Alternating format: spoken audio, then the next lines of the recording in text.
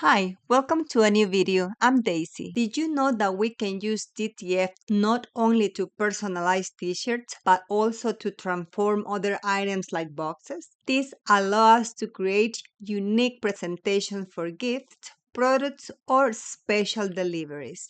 Today, I'll show you how to customize boxes at home in an easy and creative way. They are perfect for small business owners, entrepreneurs, or anyone who wants to make their packaging even more special.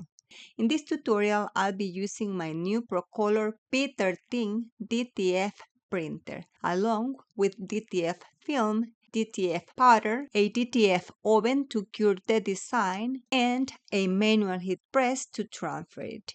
You'll also need Teflon layers, a heat-resistant surface, and of course, boxes in the size that fit your project. I get my boxes in different sizes from Amazon. I will leave all the links for the equipment and materials I'm using today in the description below. Now I'm going to print my logo to personalize my shipping boxes. I'm also going to customize a gift box to show you how it's done. To get started, I'm using the ProRib software that came with my Procolored P13 printer.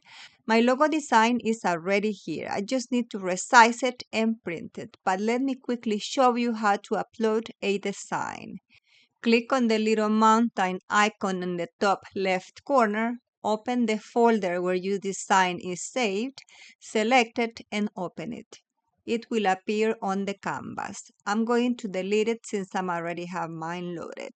If you don't have a custom logo yet, you can easily make one using Canva or Kiro. Both are great platforms for creating personalized logos. Now I'm going to resize this one to 8 inches in the bottom left corner. To make the most of the film, I'm going to duplicate the logo and print two smaller versions as well. These mini designs are also great for customizing boxes or other items. That's it. We're ready to print without wasting any film. Click on the Rip button to send it to the printer. Before proceeding, make sure the design is in mirror mode. As you can see, this one is already on mirror mode. Perfect. Let's print. To print my DTF designs, I am using my new Procolored P13 printer. If you want to learn more about this printer, check out my full tutorial on my channel. In that video, I'll walk you through everything from unboxing and assembly to creating your first projects. Basically, everything you need to know about this printer and DTF. The link to that video is in the description, along with the official page for the printer and all the products I'm using in this tutorial. It turned out beautiful. Next, we're going to apply the DTF powder. Place the design in a container and sprinkle the powder over it. Don't be shy with the powder. Any extra can be saved for future use. Make sure the design is fully covered, then shake off the excess. We'll cure the print in the DTF oven at 180 degrees Celsius or 250 degrees Fahrenheit for 180 seconds. The design is now ready to be transferred onto our boxes. Just let it cool down completely before pressing. Preheat your heat press to 320 degrees Fahrenheit and set the timer for 15 seconds. You can use an automatic press or a manual clamshell press. I personally prefer using my manual press because it's easier for me to press large boxes and get even pressure. With big heat presses, I don't have as much freedom, especially since most of the boxes I customize are large and need to be disassembled to get an even press. If you're working with a small box that fits disassembled in your press, then that's perfect. If not, I feel like it just doesn't work as well. That's just my opinion based on my experience. I have my box ready to customize. If it's a shipping box, make sure to leave space for a shipping label. If you're not mailing it, you could add a larger label and close the box right away. I personalize boxes both ways. I have shipping boxes with logo on the side and others with the logo in the center for local deliveries. For gift boxes, I also try to center the design. I'll show you in just a moment. I'm customizing this one for mail, and I'll add a quote along the edge of the box. On the front edge, I'll add my website.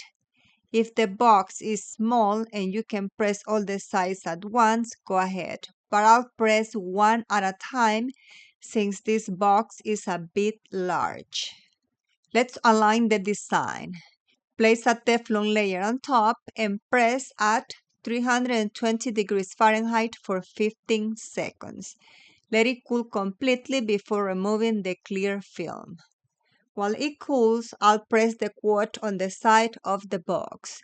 This one goes on the back, so I'll place it top to bottom. Press at the same time and temperature.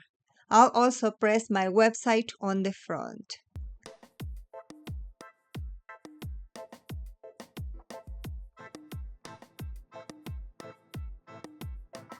Now that I have pressed all three designs, I'll peel off the film.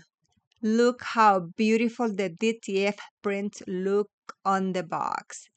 Let's place the film back on and do a second press, just for 5 seconds this time. Repeat this step for the other prints as well. Now I'll assemble the box to show you the final result. This one's been personalized for mailing, so we left space for the shipping label. Customized boxes like this not only protect your product, they also add a unique and professional touch to your business. Adding your logo, website, social media, or other important info turns every package into a chance to promote your brand and connect with your customers in a creative and memorable way. Again, that one was for mailing. This one is for in-person deliveries. If you needed to add a shipping label, it will cover the logo. Now let's customize a gift box. This one measures 13 by 10 by 2 inches. The previous one was 12 by 9 by 4. I'll leave a list with all the links in the description below. Since this design is a bit more detailed, I'll use a scraper to press it down before peeling off the film. Just look at how gorgeous this Mother's Day gift box is turning out. I'll press it one more time for 5 seconds. And that's it. We finished customizing these boxes using the DTF technique. Many people think DTF is just for t-shirts or fabric, but as you saw today, we can use it on cardboard too. It's perfect for adding extra value to our packaging and presentations. If you would like to learn about more products that you can customize with DTF, I invite you to look for my video on my channel. There I'll show you 10 items that you can customize with DTF.